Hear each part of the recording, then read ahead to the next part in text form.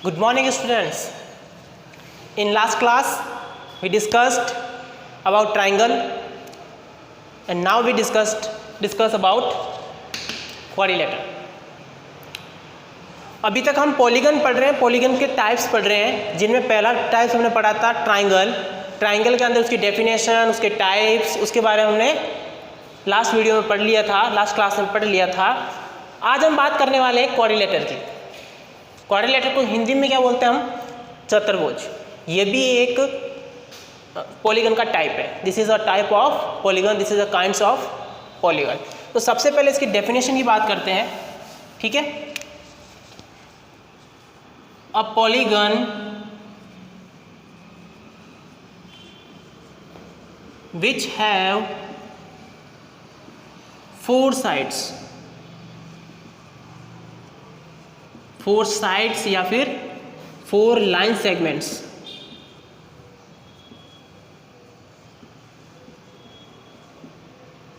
is called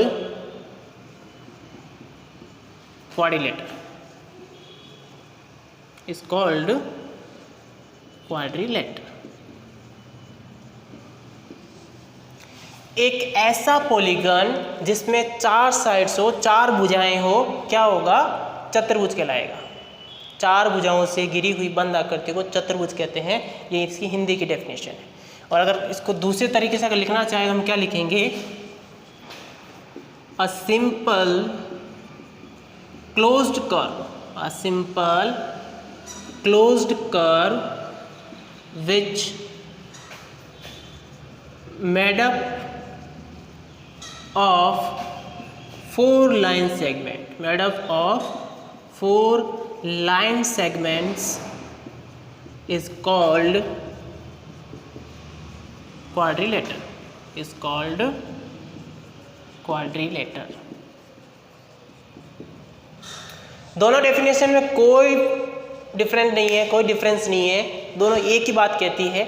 ये कहता है कि एक पॉलीगन, एक ऐसा बहुभुज जिसमें 4 साइड्स हो, क्या कहलाता है? क्वाड्रिलेटर कहलाता है। और ये कह रहा है a simple closed curve which made up of 4 line segment is called quadrilateral. एक ऐसा बंद कर्व, एक ऐसी बंद आकृति जो 4 लाइन सेगमेंट से मिलकर बनती है, उसे हम क्या बोलते हैं? चतुर्भुज बोलते हैं, क्वाड्रिलेटर बोलते हैं। कैसे बनेगी? ये इस तरह से बन सकती है। बहुत सारी है, इसके टाइप्स पढ़ेंगे तब आपको पता चलेगा कैसे कैसे बन सकती है। तो 4 साइड्स हो गई, 1 2 3 4। नाम दे दें इसका A B C D। इसकी प्रॉपर्टीज़ की बात करते हैं तो सबसे पहले इसकी प्रॉपर्टी में आता है कितनी है? It have 4 sides, 4 sides. इसके अंदर कितनी साइड्स होती है? 4 साइड्स होती है, जिनका नाम हम लिख सकते हैं AB BC CD DA। Second लिख सकते हैं इट हैव 4 एंगल्स, 4 एंगल्स। इसमें 4 कोण भी होते हैं, 1 2 3 4। इसको ऐसे लिख सकते हो angle A, angle B, angle C, angle D। या फिर इसको ऐसे लिख सकते हो आप, एंगल A को लिखना ना, क्या लिखेंगे? DAB या फिर BAD। A बीच में आएगा, चाहे यहाँ से शुरू करो चाहे यहाँ से शुरू करो। एंगल को लिखने का तरीका मैंने आपको बताया था कि एक ऐसा एंगल है, ये एंगल है, यहाँ पे लिखा हुआ A, यहाँ लिखा हुआ B और यहाँ लिखा हुआ C। तो इसको लिखने का तरीका क्या होगा? इसको लिखने का 2 तरीके हैं। आप ऐसे लिख सकते हो BAC, तो एंगल BAC। जो पॉइंट पे आएगा, जो इस पॉइंट पे आएगा, कॉमन पॉइंट पे आएगा, वो बीच में आएगा, ठीक है। या फिर इसको ऐसे भी लिख सकते हो आप CAB, CAB। कहने का मतलब है A को बीच में लिखना है, यानी कि इस पॉइंट पे जो वर्ड आ रहा है, जिस पॉइंट पे जो अल्फ़ाबेट आ रहा है, उसको बीच में लिखना है, ठीक है। या फिर ऐसे भी लिख सकते हो इसको सीधा सिंपल कि एंगल A, तो भी गलत नहीं है। तीनों तरीके सही है। समझ में आ गया भाई? हाँ, ये तो हो गई इसकी प्रॉपर्टीज़। अब इसके अंदर एक बात करते हैं, एक वर्ड और आएगा, इट हैव 2 डायगोनल्स, 2 डायगनल्स। अब एक डायगनल्स वर्ड नया आ रहा है, इसको समझते हैं डायगनल क्या होता है। ठीक है भाई, तो मैं इसको एक बार के लिए थोड़ा सा मिटा देता हूँ। डायगनल की डेफिनेशन देखेंगे अभी। चलो एक प्रॉपर्टी और देख लेते हैं, फिर डायगनल को समझाऊंगा मैं आपको। इसके अंदर क्या होता है, sum of angles is equals to 360 degree, यानी कि इन चारों कोणों का योग angle A plus angle B plus angle C plus angle D is equals to 360। Angle A plus angle B plus angle C plus angle D is equals to 360 degree. ये quadrilateral की introduction है। जैसे हम अपना introduction देते हैं ना कि I am Mahendra, I am teacher of maths, I am your class teacher, ऐसे इसका एक इंट्रो है कि भाई अगर क्वाड्रिलेटर का नाम ले रहे तो क्वाड्रिलेटर का नाम लेते ही हमारे दिमाग में क्या आना चाहिए, हमारे दिमाग में ये आना चाहिए कि a polygon which have 4 sides. ऐसा पॉलीगन जिसकी 4 साइड्स होती है वो क्वाड्रिलेटर होता है। क्वाड्रिलेटर के अंदर 4 साइड्स होती है, 4 एंगल्स होते हैं, 2 डायगोनल होते हैं और उन सब एंगल्स का सम 360 डिग्री इक्वल होता है। ये बात आ जानी चाहिए क्वाड्रिलेटर वर्ड्स आते ही। समझ में आ गया? अब हम समझने चाह रहे थे क्वाड्रिलेटर में एक वर्ड आया डायगोनल, तो डायगोनल को समझते हैं। देखो डायगोनल क्या चीज़ है।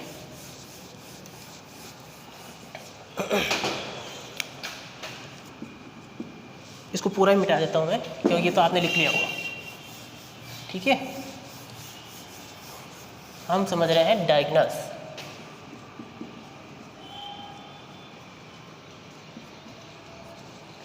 क्वाड्रिलेटर के अंदर अगर हम डायगोनल्स की बात करें,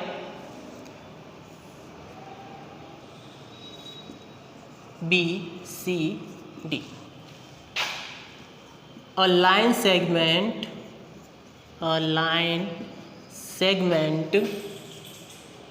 which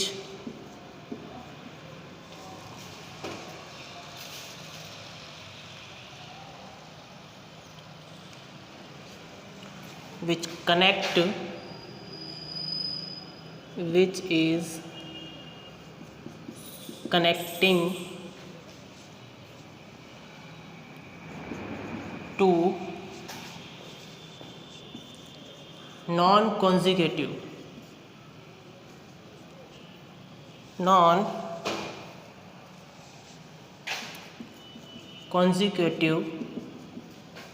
vertex is called diagonal. मैंने एक वर्ड यूज़ किया है जिसमें बता रहा है a line segment which is connecting to non-consecutive vertex is called diagonal। Connecting में डबल एन आएगा। ठीक है भाई, vertices of polygon। वापस देखो, a line segment which is connecting to non-consecutive vertex of a polygon is called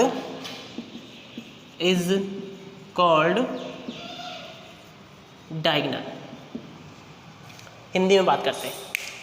एक line segment जो non consecutive vertex का मतलब होता है जो एक साथ नहीं आते, जो एक साथ नहीं आएंगे, एक को छोड़ के एक आएगा। जैसे इसकी बात करें, ये एक वर्टेक्स है, ये भी एक वर्टेक्स है, ये भी एक वर्टेक्स है और ये भी एक वर्टेक्स है। वर्टेक्स का मतलब होता है कोना। वर्टेक्स का मतलब क्या होता है? कोना। तो क्वाड्रिलेटर में कितने कोने होते हैं? 1 2 3 4, 4 साइड्स, 4 एंगल्स एंड 4 वर्टेक्स। ठीक है, तो नॉन कॉन्जिक्यूटिव का मतलब होता है लगातार नहीं आना। कॉन्जिक्यूटिव का मतलब क्या होता है? लगातार। कॉन्जिक्यूटिव यहाँ लिखता हूँ मैं, कॉन्जिक्यूटिव का मतलब आपको, कॉन्जिक्यूटिव का मतलब होता है लगातार, यानी कि रेगुलर, लगातार आने वाले। जैसे ए से इधर चला गया, बी आ गए, तो बी और ए क्या है? कॉन्जिक्यूटिव है। और ए से सीधा सी पे जा रहे हैं तो बी को बीच में छोड़ रहे हैं, तो ये नॉन कॉन्जिक्यूटिव, दोनों लगातार नहीं आ रहे हैं। तो बी और सी और ए को जोड़ने वाली जो लाइन है, ये सी और ए को जोड़ने वाली लाइन, ये कौन सी होगी? आपकी डायगोनल होगा। क्या होगा? डायगोनल। ऐसे कैसे डी और बी को कनेक्ट करने वाली लाइन भी क्या होगी? डायगोनल। तो हम इसको बोल सकते हैं ये और ये दोनों लाइंस क्या है, डायगोनल है, डायगोनल ऑफ क्वाड्रिलेटर। समझ में आ रहा है? ऐसा लाइन सेगमेंट जो दो नॉन कॉन्जिक्यूटिव वर्टेक्स को क्या करता है, कनेक्ट करता है, जोड़ता है। कनेक्ट का मतलब जोड़ना होता है। दो लाइन सेगमेंट, ये लाइन सेगमेंट ए सी, ये जो लाइन सेगमेंट है वो ए और सी को क्या कर रही है, कनेक्ट कर रही है। ऐसे कैसे, ये जो लाइन है वो डी और बी को क्या कर रही है, कनेक्ट कर रही है। और डी और बी दोनों क्या है, नॉन कॉन्जिक्यूटिव वर्टेक्स है, यानी कि लगातार नहीं आने वाले कॉन्टेक्स है, वर्टेक्स है। तो ये दोनों क्या होंगे, डायगोनल होंगे।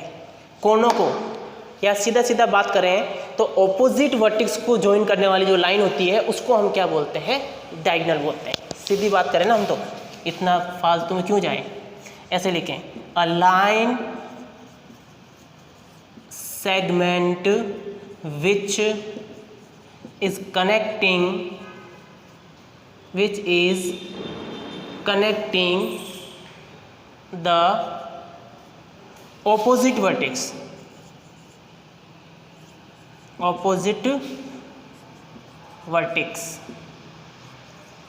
of quadrilateral of polygon।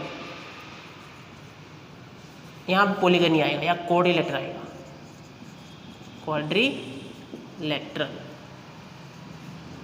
क्यों आएगा क्वाड्रिलेटर? क्योंकि पॉलीगन तो बहुत सारे हैं ना, पेंटागन भी है, हेक्सागन भी है, हेप्टागन भी है, ऑक्टागन भी है। तो हम ऐसे तो नहीं कर सकते ना कि भाई पॉलीगन के सारे वर्टेक्स ऑपोजिट होंगे। जैसे तो मैं बात कर रहा हूँ पेंटागन की, अपन बात कर रहे हैं पेंटागन की। अगर बात करें तो अगर हम इन दोनों को क्या करें, कनेक्ट करें, एक वर्टेक्स ये है और एक वर्टेक्स ये है, इन दोनों वर्टेक्स को अगर अपन कनेक्ट करेंगे तो ये दोनों वर्टेक्स ऑपोजिट तो नहीं है। क्योंकि हम कैसे पता करें ये ऑपोजिट है? ऑपोजिट का मतलब होता है बिल्कुल आमने सामने होने चाहिए। अब इसको अगर हम यहाँ से ऐड कर दें तो ये भी ये क्या है, डायगोनल है। इसको भी अगर अपन यहाँ से ऐड करें तो ये भी क्या है, डायगोनल है। और अगर अपन इन दोनों को भी ऐड करें तो भी क्या होगा, डायगोनल। तो पॉलीगन के अंदर तो हमें लिखना पड़ेगा नॉन कॉन्जिक्यूटिव वर्टेक्स, यानी कि जो लगातार नहीं आने वाले वर्टेक्स हैं उनको हम क्या बोलते हैं, डायगोनल बोलते हैं। और अगर क्वाड्रिलेटर में बात करें तो हम बोल सकते हैं कि line segment which is connecting the opposite vertex of quadrilateral, यानी कि ऑपोजिट वर्टेक्स को ऐड कर रहा है तो वो भी क्या होगा, क्वाड्रिलेटर होगा। ठीक है भाई, सॉरी डायगोनल होगा। तो आ गया समझ में? तो ये हमने क्वाड्रिलेटर का इंट्रो लिया है अभी। अब हम पढ़ने वाले हैं टाइप्स ऑफ क्वाड्रिलेटर। क्या पढ़ने वाले हैं? Types of quadrilateral. Quadrilateral have 6 types.